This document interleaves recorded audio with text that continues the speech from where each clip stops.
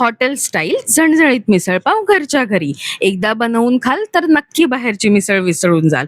काय करायचं, सगळ्यात आधी मोड आलेल्या मटकीला हळद आणि मीठ टाकून कुकरला 2 शिट्ट्या काढून घ्यायच्या.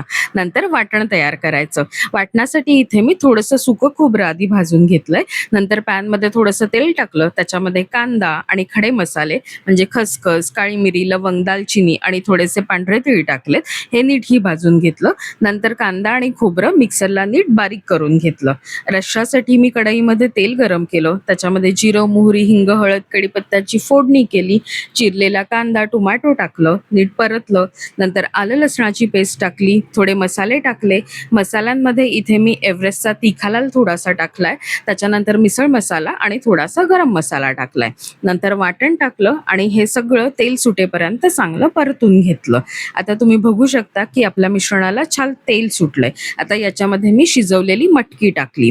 शिजवलेली मटकी टाकल्यानंतर तुम्हाला जर पाणी हवं असेल तर थोडं पाणी याच्यामध्ये तुम्ही ऍड करू शकता.